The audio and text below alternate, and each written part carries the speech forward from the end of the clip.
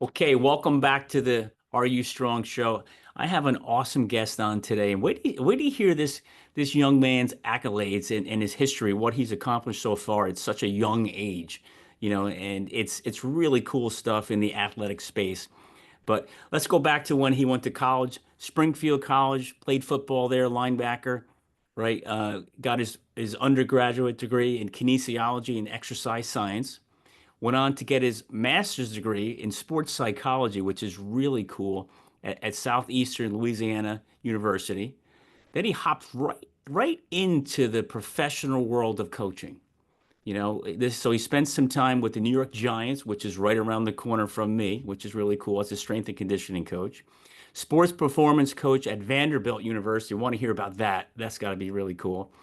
Strength coach with the Cincinnati Bengals, a sports scientist, which I really want to hear what that's all about, with the Cleveland Browns, mental performance coach, which is a major topic today. Adjunct professor at Boston College. How he finds time for all this, I don't know. But a founder of his own company, of Mroz Leadership Consulting, and from what I've been reading and listening or watching, it's from the gridiron to the boardroom. Want to dig deep into that. Executive coaching, mental skills development, family dynamics coach. Cool. Welcome to the show, Jamey Mroz. Thank you so much, Jeff, for having me. It's a pleasure to be on here, and I'm truly humbled and honored to take some time out of your day to connect. Oh, it's my pleasure. But yeah, I mean, you're a young guy. Yeah. How did you accomplish all that in such a young time? Well, before I start asking you a ton of questions, you know, um, do me a favor, tell the audience just a little bit about yourself. A little bit about me. So I'm from Boston, from this area originally. Really loved football. Just had dreams of playing. I still actually, I think last night, I think I had a dream. I was, getting ready for preseason and walking into the team meeting room, so you still just love football. And, I always had this dream of being in the NFL, whether it was working, coaching, playing, whatever it was. I wanted to get there. And I actually started my career at Merrimack College. That's where I started playing football. And had a couple injuries, tore my ACL my freshman year, which was, for me, it was devastating. Being a freshman, being a backup, getting opportunities to play on special teams and, really trying to prove myself in that. So that was for me, it felt like a step back. But it actually ended up helping me get myself to where I was. And I selfishly wanted to get better. So how do I get better? I need to learn about exercise. I need to learn about the body. I need to learn how to become stronger. So I was studying kinesiology. Well, I'm at Merrimack College, and that season there was, the AFC NFC championship game. There's 4 teams left in the NFL. 3 of them had coaches from Springfield College. And I'm like, wait a sec, Springfield's right up the street. It's a couple hours away. It's in Yeah. Massachusetts. Yeah. What am I doing here? Why aren't I there? And this was a couple years into my college career. So I transferred, finished at Springfield. I always tell people that went to Springfield, I'm like, I am almost not accepted because I didn't go the full 4 years. I was there Yep. for like a year and a half, a year Yep. and change. So I was like, that's like the frosting on top of the cake, Yeah. the Springfield frosting. And but really, that is what propelled me. So when I transferred, it was a fresh start, and I was just dialed in. And I actually And you just was did that, thinking Jamey, you did that when transferring wasn't really the thing. there was no portal. Yeah. It Yeah. was a lot different back then. Right.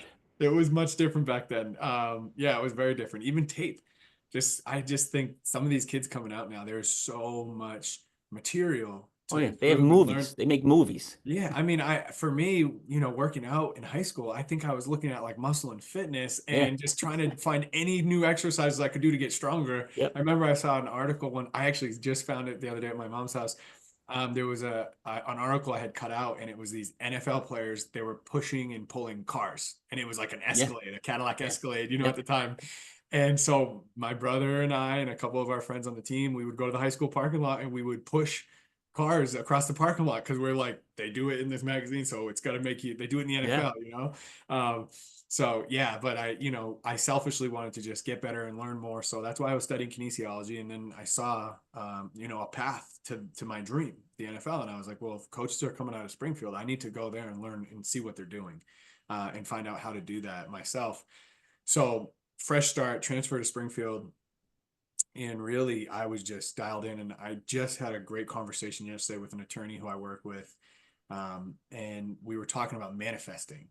And he is an extremely successful attorney, big law firm in Massachusetts. Yeah. He himself is a huge producer in the firm. And he was like, everyone talks about manifesting. He's like, and I think for myself, I just am so focused on one thing. He's like, I don't even see it as manifesting. He's like, I'm just focused. And I related to that. And I said, similarly, people will be like, oh, you're a mental skills coach. Do you goal set? Do you do it? And I'm like, well, no, I don't. I just have a vision Yeah. of where I want to go. And then every decision is just aligned with that. And that's how it was when I got to Springfield. I did not think about, I wasn't distracted. I wasn't thinking about it. All I was thinking about was, how do I get to the NFL? How do I get to the NFL? What do I need to do? How do I stand out? How do I set myself apart from the rest of this school? Yeah. But And Jamey, how did you do that? How did you stay so focused? Because when you're in college, there's a lot of distractions, man, especially, I especially if know. you're an athlete. How did you stay so focused? A really good friend of mine, we transferred together, Shane, and he was he was studying finance, and he wanted to study, he wanted to transfer too, and he wanted to pivot his career and everything. And we just worked off each other. We were just so focused, and we pushed each other, and we competed really. One of the a fundamental core value of mine is competition, competing. And Mhm. what we did was we pushed each other so much, like it got to the point where we're taking exams, and we're not just seeing who can get a better grade, we're seeing who can finish the test the fastest. And like, we're studying so hard because I don't want to lose to Shane, because I don't want him to beat me, right, in this test. And Yeah. just crazy, we were just so laser focused. And he got his first start, he was with the Buccaneers, actually. That was his Okay. first position, so he actually beat me to the NFL. And then he had some different life circumstances where he pivoted and went a different direction.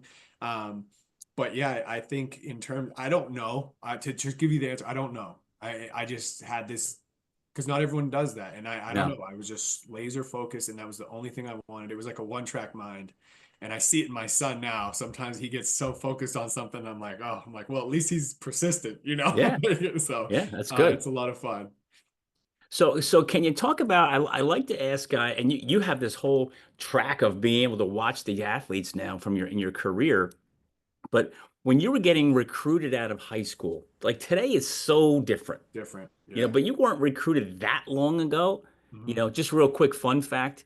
In 1983, I was a freshman at University of Maine, Yeah. and one of the schools we played was Springfield College. Mm. And I have it on tape, Oh right? man, And if you look at the tape, it looks like 1910.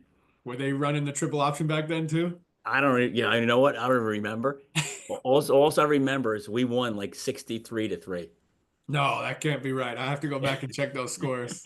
It was something like that. And but you guys came up to our school, and I think you guys were Division 2, Mhm. right? Yeah, And I think so. we were one AA, and we thought, oh, what are they? They got a lot of nerve coming up here at our school. What's their attitude? How bad was that? You know? But that was my little fun fact I playing love it. Springfield College in 1983. Yeah, I love it. You know? No, that's PJ, pre Jamey. Yeah, yeah. You weren't even born. Not even You know? born. So talk about your recruiting process, the mental stresses that went on for you, and then what it's like today for these kids who are coming out of high school. They're not, some of them aren't even getting recruited because the portal's getting in the way, Yeah. and it's just got to be a total disaster. Yeah. So my recruiting memories, really, I remember. So I went to a small school in northern Massachusetts. Now, Massachusetts is not a football powerhouse, right? Like, we're not pumping out these players. So, and I went to a public school. So even just that alone, the division we played in, and we had there wasn't a lot of competition. So for me, in order to get exposure, I had to go to camps. And I Mhm. can remember I went to the BC camp. I went to the BC camp. For me was probably the big one because that's where I got to play. I got to compete against other players in front of a lot more coaches, and that Yeah. actually opened the door to UNH, Northeastern. A lot of these 1AA schools all of a sudden started to communicate with me because I was able to go there and compete and hang with people. And they're like, Yeah. "Where's Amesbury? What's Amesbury? Where's that from?" So to me, that's what it was. It was a lot about getting exposure because we didn't have this stuff online. We didn't have tapes. I made my own highlight tapes on VHS with two tapes, right? Hitting record, Yeah. pause, record. Yep. It was just a different. It was very different then. And you get phone calls to your house, Yeah. and yeah, The phone on the wall would ring. yeah, and I can remember going into my sister's room because I shared a room with I'm the middle of five kids, so Okay. my sister would be at softball practice or something, and I would go in her room to talk to these coaches because I didn't want to talk in front of anybody, right? I don't know, I was really really insecure, and so I was just like, I didn't want to talk in front of anybody, and I think if I could go back, I really wish I had more guidance. I wish I would have been able Mm, to seek guidance and learn more about what I should have been doing, and even just the application process, the exposure, just all that, how to communicate better, and just football skills. Those are just things that I look at the resources kids have now. Now, yes, there's more exposure. There's probably more perceived pressure because everything's on tape. But back then, we didn't have the opportunity to reach out to people online or watch videos right. so it's a lot different now. Yeah. And it works both ways, right? I look at it like, wow, they have so many resources. Look how awesome this is. But then someone else could look at it and say, there's so much pressure to Yeah. perform because they see these kids that go viral and you're not going viral. And Right. so it goes both ways. But I do feel, athletes now have so many resources and it's just a matter of finding them. I mean, Yeah. Google, I'm like, if there was no Google, I couldn't Google, Yeah. something back then. So You Google it, you YouTube it, yeah, there's all kinds of things you can do. And like you said, viral. The kids are so worried about how many likes am I getting? How many views am I getting? Who's, and that's just a mental struggle, yeah. you know? Oh, absolutely. So, I mean, your education is incredible on, sports performance. I just from both the physical and mental side, Mhm. you know. So what advice can you give young guys or girls, coming out of high school with, like you said, the pressure of today it's mounting. Like what Yeah. advice can you give them to keep all that under control? I think the biggest thing, and this isn't something I've made up or something new, but there's a huge correlation between your physical capacity and your mental capacity. Hmm. And, the ability to work and push yourself to be uncomfortable. And, a lot of, I don't necessarily like saying failure, right? Because people are, oh, embrace failure. And I'm like, listen, no one wants to fail. No one seeks out failure. Like, I'm not going out trying to fail. I'm trying to be perfect. That's my Yeah, goal. yeah, Um, and so for me, I would say, embrace that correlation and know that there is a correlation between your physical capacity and your mental capacity and get used to pushing yourself physically. And that might be, what can help you mentally. And we have to just see every time there's a challenge or you're scared or, quote unquote failure, you failed at something. All right, what can we learn from that? And we have to really test ourselves to see how quickly we can bounce back. What is our mental agility, right? We talk about all these metrics in sports and specifically explosive sports, these different metrics of measurement. How fast can you do this drill, right? yep, They're testing your physical agility. Well, what about your mental agility? How quickly can you bounce back from a mistake? How quickly can you bounce back from failure? And how quickly can you learn from that and implement? That's really the mental agility that we're looking for. And I think if you're a person who struggles with dwelling like let's just say this call is horrible, right? We have a bad call. Well, I no, can't that I can't can't happen. I can't let this roll into my next call or No. dinner with my kid. It's like you have Yeah. to be able to bounce back, learn, and move But on. how do you as a coach, Yeah. how do you explain that to an 18-year-old, 19-year-old, 20-year-old where they're just so um emotionally immature? Yeah. Great question. And I think sometimes visuals can help. So literally taking a golf ball or a ping pong ball or a tennis ball, right? Something really bouncy. It's robust. It comes right back to its shape. and then you take like a sand weight, you know, those weighted baseballs or Yeah. weighted like a hacky sack, even just Yeah. a Yeah. bag of sand that just is going to hit the ground and it's going to Doesn't shape to the move. ground. It's not going to bounce, right? There's Yep. no recoil. It's not going to come up. Sometimes that visual can be super helpful, and then actually finding times when it happens. So let's just say they have a bad game or they have a bad at bat, they have a bad inning, whatever it is, they have a bad something. Are they hanging their head? Are they sulking for an extended period of time? You know, it could be 20 minutes, it could be 2 days. And it's like, well, that's an opportunity to find that and now pivot the attention. So, okay, what went well? What can we learn from that? And what do we want to do better next time? You know, those types of questions are our focus. Really, if you ask yourself, our focus is directed by questions. If you make a Mm. mistake and you ask yourself, oh gosh, why am I so stupid? You are going to think of 1,000 reasons of why you're stupid, right? Your brain is going to look for those answers and they're going to find answers. But if you ask, oh, what did I learn from that? Or how can I approach that differently next time? Now you're Yeah. going to be searching for different answers and you're going to have a completely different perspective on what just happened. So we really have to just master how we ask ourselves questions and how we speak to ourselves. And that's where, you know, I that base of self-awareness is so important because if you're not aware of the way you speak to yourself, you Yeah. can't possibly implement or change anything before you're just aware of how you're talking. So to me, that's why that self-awareness, the foundation is so important. Yeah. But it's all about the questions we ask ourselves and where we're directing our focus. Yeah. And that's so true. I'm just sitting here thinking, the questions you ask yourself, and you're right. Are they ever positive? It's always it's usually a negative question. What the hell did you do that for? Why are you Yeah. doing that? Are you stupid? Yeah. Are you Versus, stupid? man, you're awesome. That Yeah. is, what makes you so great? Like Yeah. you never really ask yourself that. Yeah. And You know? this is the pushback I'll get. Well, fake positive or toxic positivity or whatever term they want to say. Well, you're just being over positive and it's fake. No, we're not ignoring the bad. We're not ignoring the bad. And this goes in professional settings too, with Yeah. staff and leading teams. They're like, Yeah. well, we can't ignore the mistakes. And it's like, we're not ignoring the mistakes. We're learning from the mistakes and we're going to improve, and then we're focusing on how we can move forward. And Yeah. I said a core value of mine's competition. Another one is hope, right? We have to lead with hope.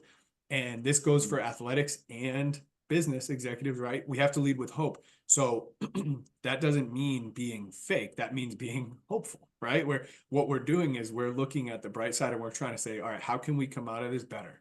And to me, that's leading with hope is we're always looking forward for how we can improve versus feeling doom and gloom. And there are moments of feeling doom and gloom. Don't get me wrong.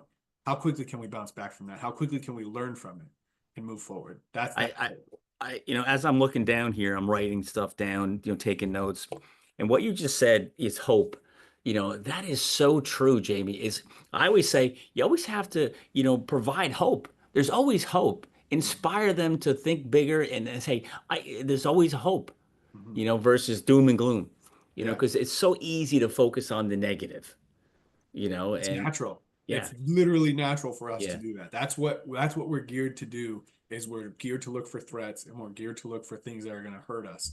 And we have to override it and we have to almost trick ourselves. And that's why it's a mind game. Like it is. You're talking to yourself. And you have to really lead yourself versus listening to yourself. You have to lead yourself. That's yeah, where, I do the culture and leadership development. It's like, well, who do you work with? I'm like, well, everyone's a leader. You lead every day when you wake up in the morning. You decide if you wake up or you hit snooze. You yeah, decide what you have for breakfast. You decide what music you listen to, who you listen to for a podcast, yeah, who you follow on social media. These are all yeah, things that you decide. These are your decisions. You're a yeah, leader. You lead yourself. yeah. It's just I always say, just get your feet on the ground. Mhm. Put your feet on the ground in the morning, and the rest will take care of itself. Don't lay there, But yeah. because it's easy to lay there. Oh, You so know, comfortable. it's definitely easy to lay there. So what motivated you, Jamie? There's so many things you could have majored in, focused on, learned about. How did you get into the mental side of things, the physical side, that whole the strength and conditioning? What was the motivation to get into all that? So it was selfish. I wanted to improve myself. I wanted Okay. if I learn how to run faster and be stronger, it could probably help me be a better football player. And then the next chapter of that was like, okay, I'm not going to be a football player. I'm not going to be a professional football But player. let me interrupt for 1 second. Yeah. And I'm going to debate you there for a second. Okay. I don't think it was being selfish to be a better football player. You want to be a better football player because you don't play on the field by yourself, do you? No. So you're out there to be a better football player to help the team. Yes. So is that really being selfish? From a standpoint of what I wanted to study in school, it was I think it was I always say it was selfish because I was thinking about how can I help the team obviously, but how can I be better? How can I Yeah. improve myself, self-improvement, self-drive? So I always just say, oh, I was being selfish. That's why I studied that. And it's the same with the next aspect of life, right? Like, all right, you're not going to be a professional athlete. Now you need to go and be an adult. And in my mind, there's some family history in my family of addiction and, abusive behaviors and all these different things that I knew I wanted to avoid. I knew that's not the route I wanted to go.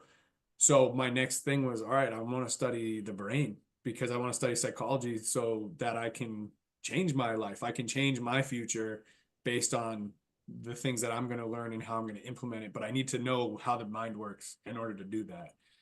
So again, that was, quote unquote selfish move because I just wanted to learn. I wanted to learn about myself and how can I change directions. That was the big hope.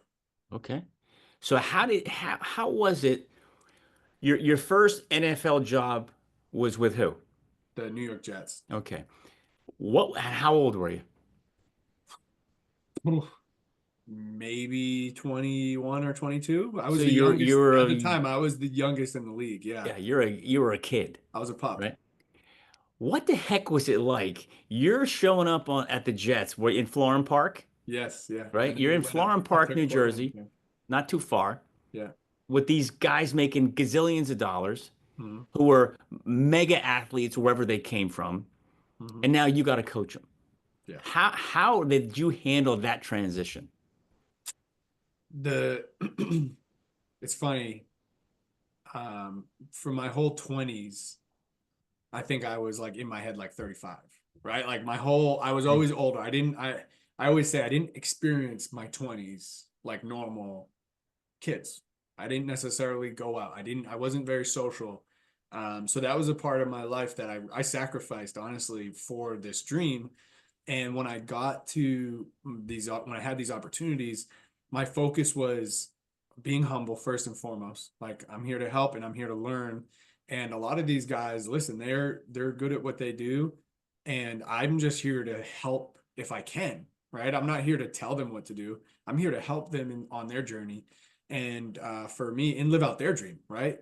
99% of these guys in the NFL, it's their dream to be Oh there. yeah, So we're helping them live their dream. And for me, it was just trying to be, older than I was. Honestly, I just was constantly in a position where I was younger than everybody, and I was the youngest one, and it was like that for years. When I was in Cincinnati, I was the youngest coach on staff by far. And then when I got into Cleveland, same thing. I was the youngest director of sports science, right? Like, so I was constantly trying to be older than I was to fit in, to blend in and to not ruffle feathers and just be, mature and see how yeah. the other coaches are acting. Okay, I need to act like that. See this, okay, I need to blend in and get along and help and just work. Honestly, my focus was just work, work, work, work. And if there was someone in the same position as me, I was going to outwork them um, in a competitive way. I was super competitive where I'm just like, no, I'm going to outwork you no matter what it is. And at the time, I didn't have any kids. I ran through a couple relationships because I was more focused on this than that. And I mean, Yeah, that's just what it was. I was so yeah, focused that the relationships I were in, I just didn't, it wasn't a priority. right. And, looking back, would I do anything differently? I don't know, but I was focused and I was willing to spend as much time as I could and do anything really work wise. Physically, I'm like, I will stay here longer. I will sleep less. I will do anything, to keep going. And that was just my And in goal. the NFL, they love that mentality. It, I mean, that's what it was. It's like, if you want to stand out again, when I got to Springfield, how do I stand out? Get Yeah. better grades, finish faster, communicate better, like do everything better than everybody else. And that was I was trying to improve. And really, the way I look at competition, you're not trying to beat somebody, even though you are measuring, right? There's a Yeah. measurement there. But what you're trying to do is if you raise the level, everyone else around you has to raise their level also. And it's like that in a sporting event on a team. If you practice hard, the people around you have to practice hard to keep up with you. So that's really the goal of competition is like bring your best and it will make everyone else step up. Yeah. It'll make other people do things more. So for me, I was constantly just trying to lead that and be the best that I could do everything that I could do as well as I could Cool. do it. So, director of sports science, what is that? What's that role? How is that different from strength and conditioning? Yep. So I'll speak from my own experience because every team, if you look at their front offices and stuff, there's a million different terms now. There's directors of high performance, there's directors of medical, there's just all these different terms. So for me, what it was when I was in New York with the Giants, it was right when Chip Kelly was going to Philadelphia, and there was this arms race around sports science, GPS tracking, where every player has a tracker, and there's a Mhm. ton of data that needs to be analyzed and it's the goal is for performance and injury prevention, but it's a lot of data, it's a lot of technology, and it's a ton of communication. So you're communicating with players, coaches, head coaches, scouts, athletic trainers. You're kind of in the middle connecting everybody. So um, for me, I got very lucky with that opportunity where the Giants were in a position to invest in sports science, and they hired a sports scientist from Florida State. And, I was just at the forefront of that when it first started. Now every team mostly has it. When I went to Cleveland and was the director of sports science there, I think there might have been like 8 or 10 of us in the NFL. So I was very fortunate timing to be involved in that. But a lot of it was data analytics, and communication in relation to performance. So you have to be able to take data, calculate it, and then communicate it in a way that people can understand. So my Right. background was in exercise science. I played football. I could communicate with coaches. I knew what the data meant. And I don't know, I guess I was good at math. That was something that I was able to do. So now you take those, and it was kind of a perfect blend of being able to decipher the data in a way that people can understand. And Okay. I think that was really where it was kind of, for me, it was like striking gold, where it was just a good combination of the things of, the knowledge, the understanding, and then being able to communicate it. Because you can calculate the data, but you might not necessarily know what it means or Yeah. how to, how does it influence this? I Yeah. was able to understand what football coaches wanted, what the strength coaches wanted, what the athletic trainers wanted, and then what the data was telling us. Yeah. So it was really a good blend of some really good timing, and fortunate to be around some great people, great coaches, smart coaches that taught me a lot. Yeah. And you have to be able to, like you said, take that data, crunch it up, come up with the thoughts and suggestions of what to do next. Mm-hmm. But you got to be able, like you said, communicate that with conviction. Yeah. You got to drop certainty and say, "Hey, this is going to work, and this is why." And in order to get these 25, 28, 30-year-old multi-million dollar athletes to listen to you, they got to believe you, Mm-hmm. Mm-hmm. right? And that's got to be challenging in itself to be able to have the confidence at what'd you say, 21, 22, 23, Yeah. to go out there and do this at such a high level with a multi-billion dollar industry. Yeah. What's interesting is, I do these sales classes. Like I put on sales leadership training and these things. And it's like, well, sales, what do you know about sales? And I'm like, listen, I had to sell myself Yeah. for a long time to people that are very skeptical, because when you're in the NFL, everybody wants a piece. Everyone wants to tell you their way is the best and this and that. So it all comes down to trust, right? Building relationships and trust, and understanding what's someone else's goal is, and then how can I help you get there? And the big thing is too is like, if you can't, you can't. Don't try to implement some stuff or communicate data when it's not important. Yeah. Only bring up the stuff that is meaningful and important. You don't have to. In this specific situation with sports science, it was like, I'm not going to try to push myself to find things. I was trying to, but I wasn't going to make stuff up or try to just bring stuff forward. I brought stuff that was important and relevant. Yeah. And I think that was the big thing. And that's how you gain trust and earn trust. You're not just going to bring stuff to the table just because you have data, right? It's like only bring the stuff that matters. So you're teaching leaders all over the place. Yes. Leaders on the field, leaders of the team, leaders in the classroom, leaders in the corporate world, Mhm. right? What do you think are the top mental skills that you teach to leaders that they can take and use and help teach other and lead other people? That's a great question. And I think it's individual, right? Everyone's different. Everyone has a different challenge. Everyone has a different skill set. Everyone has a different background and experience. I would say the most common, right? The most common things that I see amongst leaders, a lot of it usually comes down to patience and communication and also expectations. So a lot of times I'm working with business owners and I'm working with high level leaders who naturally are more passionate about what's going on than sometimes some of the people they're leading. And it's just natural. It is what it is. Yeah. I'm like, if everyone here were a business owner, you wouldn't have a business because they would all be owning their own businesses, Yeah, right? So it's right. like Right. they're not all going to have the same passion Yeah, as you. you're 100% right. Yeah. So, what we really need to do is we have to figure out what they care about because not everyone cares about your business as much as you do. No one cares about your business as much as you do. So, reality, we have to find out what they care about. And you can only do that through building relationships and getting to know your team. And as we know them better, now we can tie what matters to them and what they care about to what you're doing and how you're going to help them achieve those things within your business. Like, we're going to do this. If we achieve this in the business, it's going to help you go on this trip with your family. It's going to help you grow to this salary level that you want. So it's figuring out what people want and need and using creating that relationship and finding and learning, right?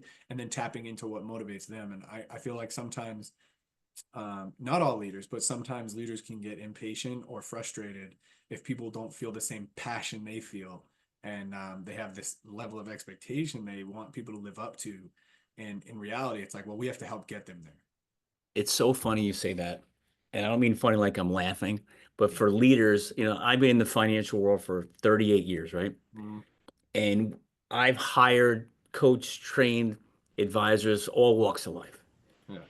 And when I was new, I became a in the management side of things when I was 25, Yeah. right? And I used to freak out. Like, why aren't they doing it? Why don't they want more?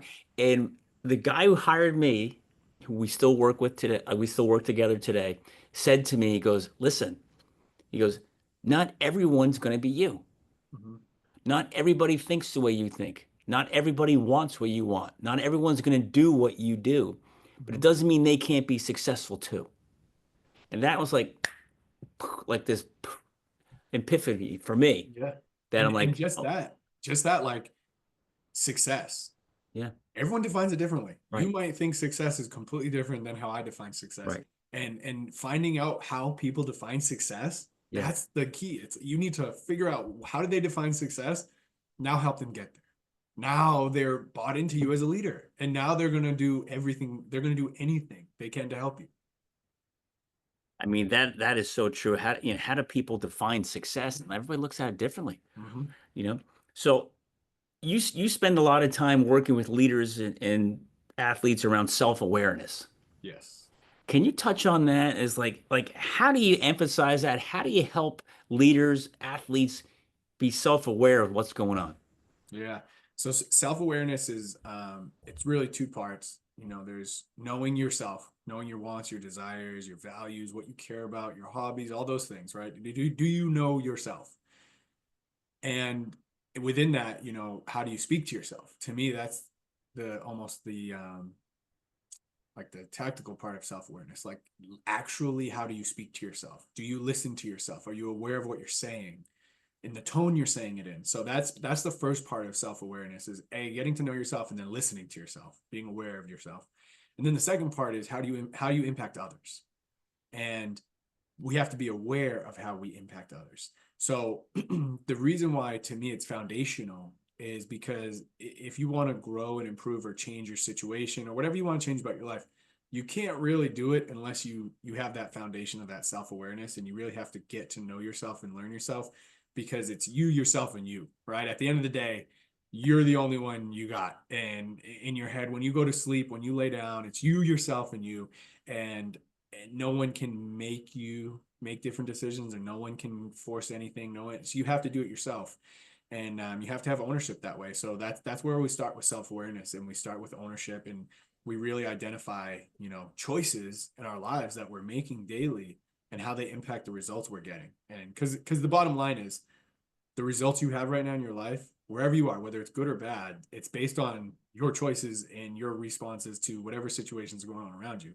Yeah. So if you want to change that, you have to make different choices, and you have to do things differently. So that's where we always start with self-awareness. Is just, what's something that you want to change or work on, and then let's reverse engineer it and figure out how to get there. So you got this methodically mapped out. In my head. Yeah. Yeah. Well, another thing you spend a lot of time talking about is emotional intelligence, Mhm. right? Yeah. And how that plays in the leadership world. So Yeah. can you dive into that a little bit? Yeah, the emotional intelligence, really, to me, it's partially that self-awareness, right? Are you aware of your own emotions and what's going on? And then also that impact on others, because when you're a leader, if you want certain results, again, sometimes the patience can come into play, where you might be impatient or you have different expectations. But really, we have to understand how we impact others, and then what is the result we want to get from others. How do we want to impact others? And that emotional intelligence really is another foundational tool for connecting and getting to know the people around you and learning about them, and relating with them. And I think what's important, like we said, everyone has a diverse background. Everyone is from somewhere different. They've had a different upbringing. They've had different values in their lives. Are you able to connect with different walks of life? And I think for me, growing up in Boston, growing up in the North Shore, New England, United States, right? And then moving to Louisiana, completely different culture, completely different population. Everything is different. What they eat, the holidays, the weather, like everything, how they Yeah. cook, it's Yeah. completely different. And then working in the NFL, and going to Vanderbilt, right? Like I worked at Harvard, Boston College. So you just in these different groups and different people, and you have to learn how to interact and build relationships with people that are different from you. And to me, that's that emotional intelligence. How do you connect with people? How can you learn about them? And how can you interact and grow strong relationships? So you coached at Harvard too, spent time there Yeah, yep. with the Harvard. football team? Yeah, yeah. It was all sports. Yep. So with Coach Murphy. Yeah, yeah. Yeah. Yeah. It's so funny. There's so many different sports bring so many people together. Buddy Stevens, right? Yes. And he just passed away not too long ago. Mhm. My trying to think of what year it was. The spring of my sophomore year, Buddy Stevens came in as the head coach Mm. and brought Murphy with him. Oh, So wow. those two guys coached me when I was a kid, Wow. and I'll never forget them. I mean, it's I haven't spoken to obviously Buddy's gone but Coach Murphy, haven't talked to him since he left. But I've followed him, watched him and his accolades and everything he's accomplished and they've done together, the two of them, Buddy and Murphy, and just the impact they made on me mentally, Yeah. from 40 years ago. It's still right there, Unbelievable. you know. And it's amazing how the world, if one athlete's connected to another somehow. Yeah. No, Yes. it's a very small world. Yeah. Very, very small. Yeah. So how about team confidence? Mm. It's you spend time on that. Like, how do you get a team to be confident with what's going on? Yeah. So that's a tough one. And it's a really tough one, because a lot of times, so we talk about that mental resiliency or mental agility, right? Being able to bounce back. Sometimes we can learn a lot about the way we speak to ourselves and speak about the things we do. So, just for an example, this just happened with a team I was working with earlier this week. It's a baseball team, and they have they're not doing as well as they thought they would be at this point. And they have an inning or so, maybe every game, every couple of games, where things just one error, and it snowballs, and it's a momentum shift, right? In baseball or softball, that's momentum. In football, it might look like a turnover and then a penalty and then a touchdown, so like Yep. things just unravel and momentum swings happen. And this happens a lot in college sports, not as much in professional. Like the NFL, there aren't a lot of momentum swings because why? They have faster mental agility. They're able to bounce back and refocus. So, talking to the team, one of them said, well, we always come unraveled. We always do this. We always do that. And they were talking in absolutes. And I just posed the opposite question. I'm like, well, how many innings have we played so far this year? How many innings have we played? Mm. Okay. How many innings have come unraveled? Oh, 4. Okay. So out of the 70 innings we've played, we've had 4 bad innings. Would you describe that as an always, right? Like, no, we've had a few bad innings. Most of the time we're playing well. So a lot of times confidence is tied to results. And that's the challenge, because if it's only tied to results, you're going to have a roller coaster, right? You're going to Yeah. be up and down, up and down. You have a bad practice, your confidence is low. You have a good play, your confidence is up. And so what we have to do is we have to learn to tie our confidence to other things, right? Past performances, preparation is a great one because it's in your control, right? Yep. The conversations that you're having with people, where's your focus when you're communicating, when you're speaking to yourself, the people you surround yourself with, how do they speak, right? We have to learn ways to improve our confidence and tie it to things outside of performance. And that's probably the biggest challenge for especially youth athletes, because that's all they can see right here, Yeah. right now, is their current performance. And it can be debilitating, in the recruiting trail, right? If Yeah. if you have a bad performance and your confidence starts to tank, and all of a sudden that one game snowballs into a bad season, right? Oh, I had a Yeah. horrible sophomore year. Like, how? Right. How could you possibly have let it go into a whole year? Have a bad inning, have a bad half, Yeah. have a bad quarter.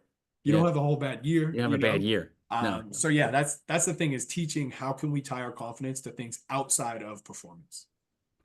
You just said something inside of that, which is it's just like hitting me, right? You said, the people you surround yourself with. Hmm. Can you spend some time? Because I've heard a million times, and I preach it myself. You become the product of the environment you spend time in. You become Mhm. the average of the 5 or 6 people you hang around. And I see so many young people today who they have it. Like when you say Mhm. if you don't know what it is, and you don't have it. But you see these young kids who they just have something, but they're hanging around the world of who they shouldn't be, but they don't understand why they shouldn't. Can you spend time talking about that? Because I think those that are listening, especially the younger ones that might tap into this, I don't think they fully get that. Yeah. So it's challenging because a lot of times loyalty is a great quality to have, right? If you have lifelong friends and you're loyal and you have, it's an admirable quality. Sometimes though it's not helpful. And what I mean by that, the voices you hear, and I learned this, I read a lot about, I have 2 young kids. I have a 2-year old and a 6-month old. And, I want to do my best to put them in the best situation mentally. I want them to feel confident. I want them to be resilient. I want them to have mental agility. They're going to grow up And feeling like they're Rocky living in your house. I want them to be adaptable, right? And Yeah. and that's the thing. I want them to be adaptable. Like, you have to Yeah. be able to. I need you to know that you have the tools to take on whatever's coming your way. Yeah. I don't need you to know the answers, and I don't want you to be arrogant and think you're perfect, right? No, all I want you to do is when something bad happens, I need you to know you have the tools to navigate. And that's my goal. And what I've read a lot is, your kids will adopt the way you speak to them will become their self-talk. Mm. And I think this happens with the people you surround yourself with. And what I mean by that is Jeff, you're a successful business owner, you're a successful advisor.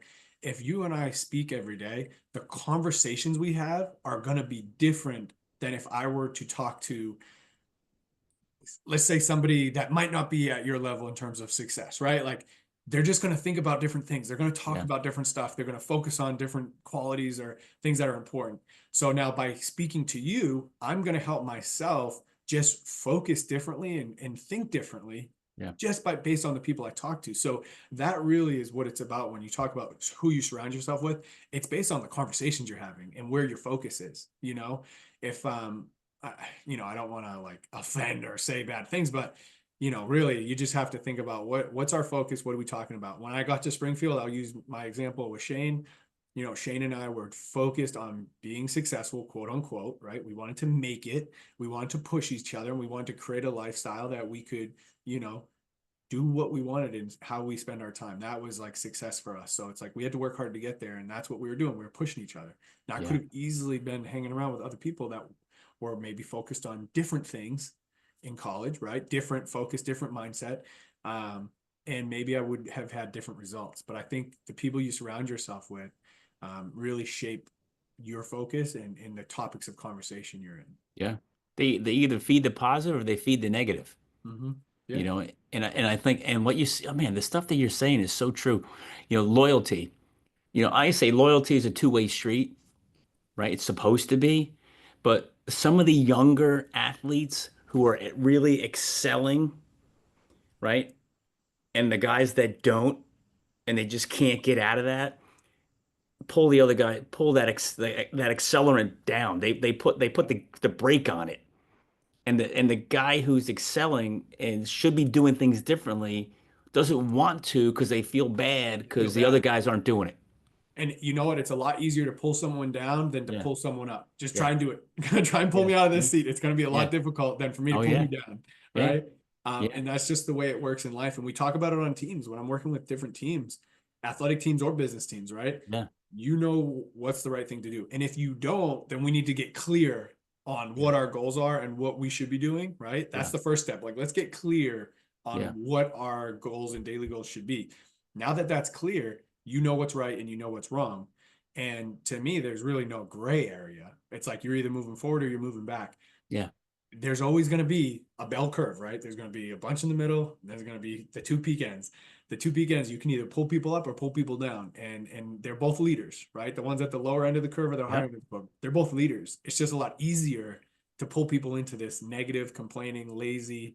It's Oh easy, yeah. right? It's easy. That's Yeah. it's you do You nothing. know, It's easy. and I Um, and I find myself in that trap sometimes where, guys will come in, there's, the complaints is, I'm in like the complaint department here. And I'm like, wait, the complaint department's closed. There's no complaining allowed here. It's closed. You got an hour to complain once a week. That's it. When it's closed, it's closed. yeah. And but sometimes some people just won't like to complain. Mhm. But talk about if you, I mean, again, I've looked into the stuff you've accomplished and done. There's so many cool things. I can talk to you for 6 hours. But one of the things you spend time on is like team winning culture, Mhm. right? Can you talk about obstacles you face sometimes when you're in a team and you're trying to build the culture and man, I got to keep jumping over stuff to make this happen. Athletic or corporate? Either side. Yeah. So a challenge that I've seen, I guess from both sides, sometimes I'm brought in with the idea that I am going to change the culture. You're the miracle maker. I'm changing the culture. Yeah. But in reality, I'm an outside consultant. I'm Yeah. here a fraction of the time you're there. If Right. Jeff brought me in to transform the office culture and close the complaint department, right? Right. I'd be like, well, listen, I can come, we can do like a team workshop, whatever. Mhm. I'm going to work with you individually because you are the one that sets the tone, right? You're Yeah. the leader. And this goes for a coach.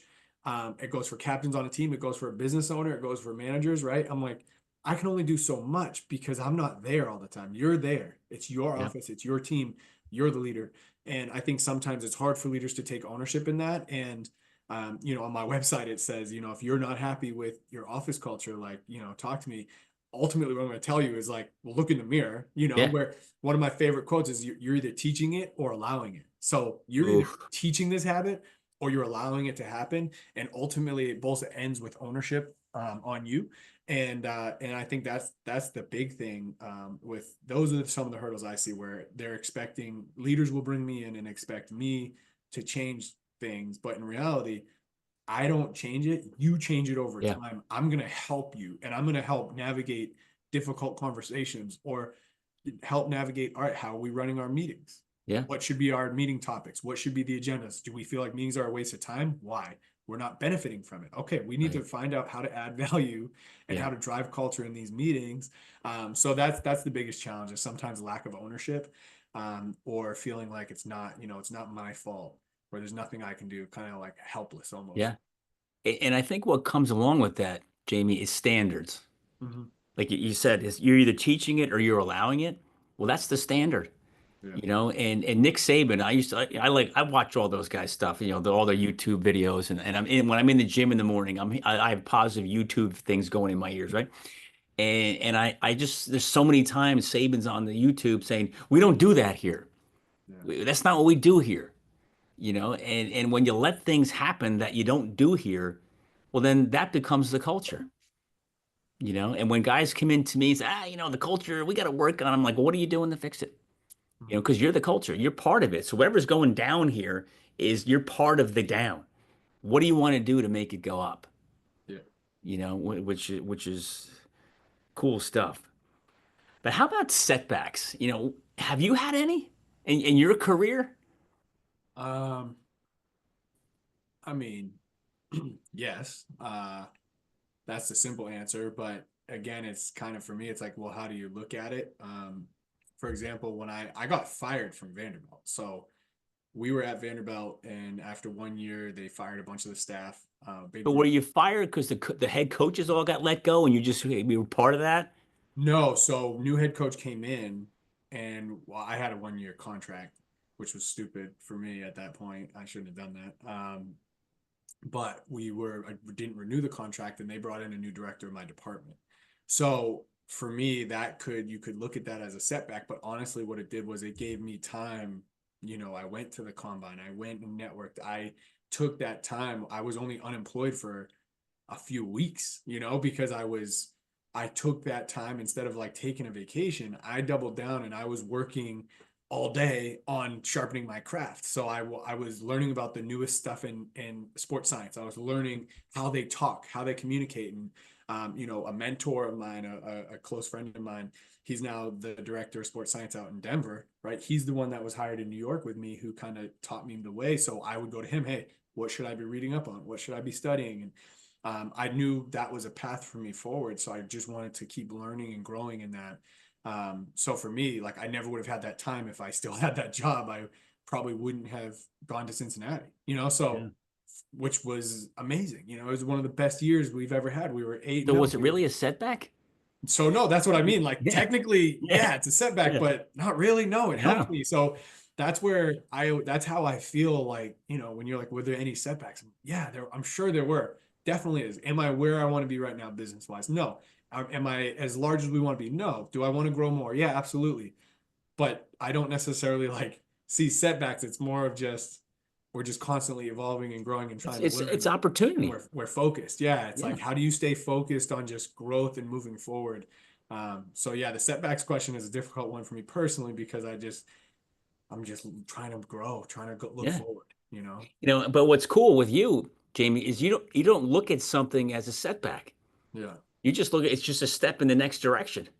Yeah. Now in the moment, is it difficult? Yeah. Yeah. Obviously, it's like, dang, you Yeah. know. But all right, I got some extra free time. How am I gonna Yeah. maximize it? Well, yeah, what are you gonna do with it, right? Yeah, how am I gonna maximize it? So how about in the corporate world? You spend time there, Hmm. right? And how do you help develop, in the corporate sense, a sense of ownership or commitment to the organization to grow when they're not really the owners of the, like, if I Hmm. have 50 employees and there's one or two owners at the top, like they want to grow, grow, grow. But how do you create that sense of ownership even though you're not the owner? Yeah. So I almost want to ask you, right? I almost want to ask you, well, how do you feel ownership? Well, you feel ownership when you make decisions, right? So you have to give ownership in order Yeah. for the people to feel ownership, and you have to give them opportunity to make choices, make decisions, and again, you can lead that by what questions you ask. So you're not like, oh gosh, business is gonna fail if I let Jeff make all the decisions. It's like, well, no, Jeff's not making the decisions. You're just communicating with Jeff to get Jeff's buy-in to help make choices in the direction you want. But if you're only given options that you want, then it's like it's a win-win. Now Jeff is bought in and has ownership in the decision being made, but we're all working together towards Yeah. it.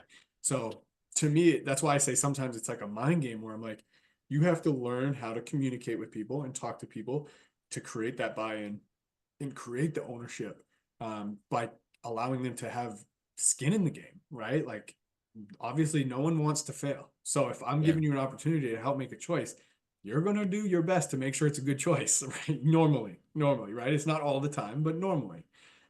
So yeah, to me, that's how I would go about trying to create ownership throughout the You know, team. I'm glad you said that around ownership because we have about 110 advisors, give or take.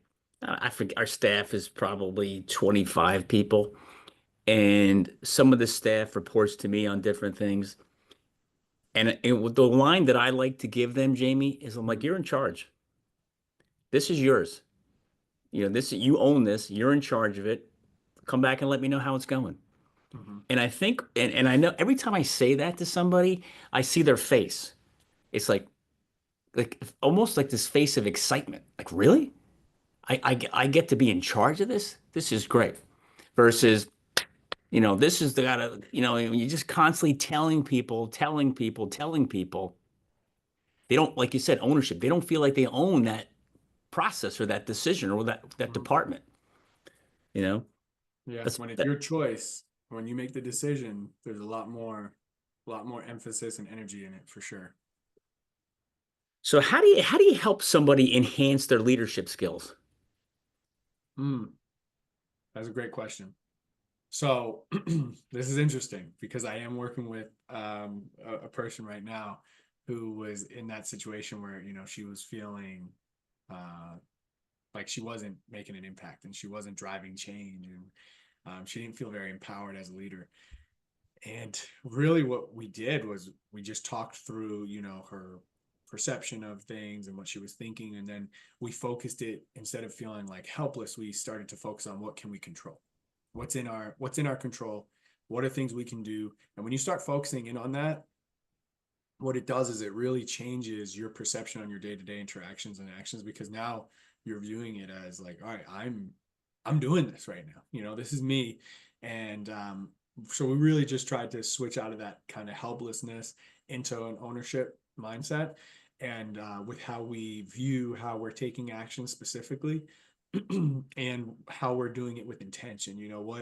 What energy are we bringing to it? What are the core values we're bringing into it? And really, again, I guess it starts with self-awareness, right? We're starting with self-awareness, learning about ourselves, what's important, what's not important to us, how are we impacting others, how do we want to impact others, and then it's a tough question because it really is situational. Yep. And you might have, and we'll use an athletic analogy.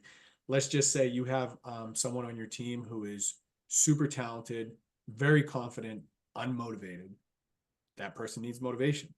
You might have another person super motivated, super talented, lacks focus.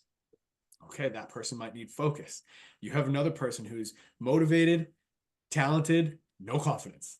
Mm, That person needs confidence, right? So there's all these different assets that go into leadership, and it's really figuring out where we're lacking, where we're missing. And sometimes that is through gathering feedback from others and from them, and that that's not always the solution, but that could be part way down. Like maybe we start with our own evaluation and see where yeah. we can grow and improve, and then we gather information from others to see, all right, where are the gaps, where are we missing.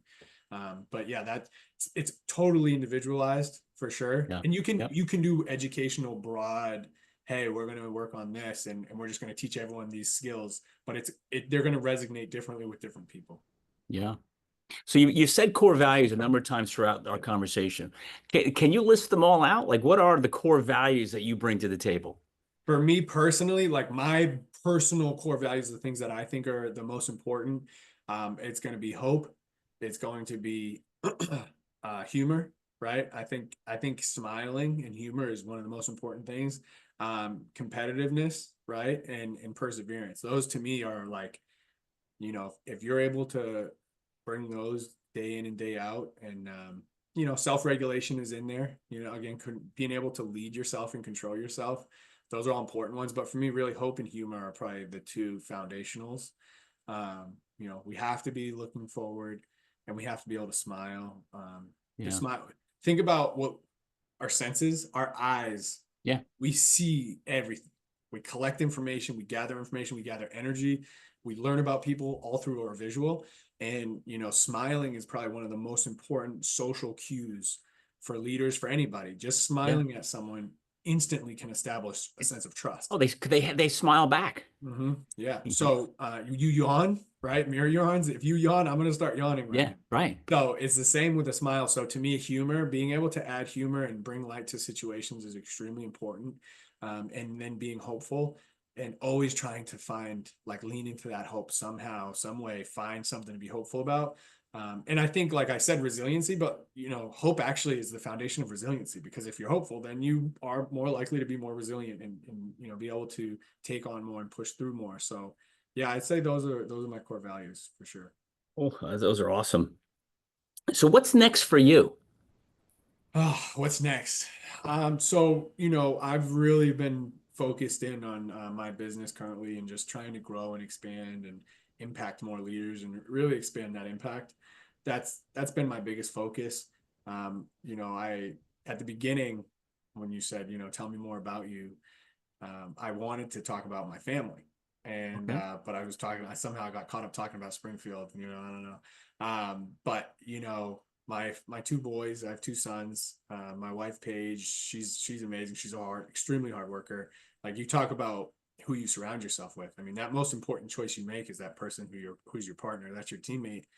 And I'm fortunate enough where, Paige and I were both kind of um, underdogs athletically. We had that chip on our shoulders where we had to outwork everybody, and Mm, we had to work harder to do better and improve. And, and we both brought that same mentality to our professional lives, and we both bring that same mentality to our lives at home. So, the most important person most important choice you make is really who's your partner and who you're going to be yeah. working with. And, I view Paige as like my wife, my business partner, Yeah. we work together, and we parent together. And so to me, that's my most important focus right now, is how can I maximize my business and my time with my family, and help these boys grow to be strong, resilient, you know, men that are Yeah. contributing positive into the world. So that's my task and my challenge right now. That's awesome. Now, are you and Paige very competitive with each other? Yeah, probably a little too much so. I like to lift weights. She likes to run, and she lets me know that I am not as good at running as she is. All right. Yeah. Is she a long distance runner?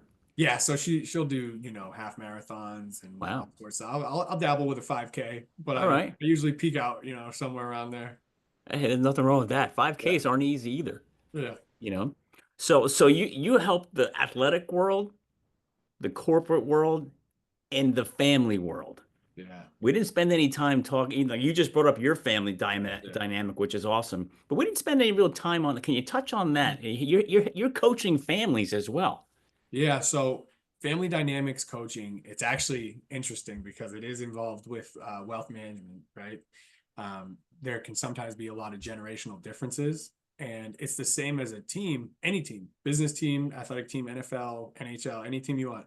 When there is disconnect between core values and what's important and what's valued, there's this loss of cohesion, right? And that's what we need to do, is how can we get everyone to work together to have shared goals, shared vision, and and that's really the biggest part of that family dynamics. And where it goes to is sustaining generational wealth, right? How can we maintain and keep this moving forward, because the grandkids or great grandkids might not have the same vision as the originators of all the wealth. And it's like, well, how can we ensure that we're all on the same page, and we're creating good communication and shared goals, shared vision, and working together. And again, it's literally identical to a team, because your family is a team, Yeah. and there has to be a vision, there has to be a direction, right? NFL teams are playing for the playoffs, for the Super Bowl, right? Like, all right, well, what's your family playing for? What are your core values? What's important to you guys as a family?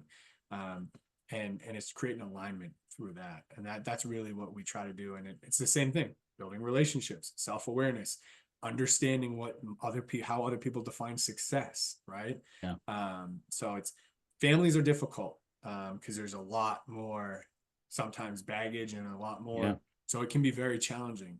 But at the end of the day, it's got the same roots as Yeah. any other team. Yeah.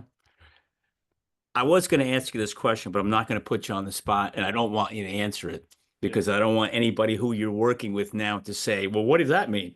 I yeah, was going to say, "Well, you prefer athletes? You prefer the corporate world or the family world?" Don't answer that because I don't want anybody who you're working with say, "Well, he doesn't really want to work with me." But that's a pretty cool, trifecta yeah. that you're working with.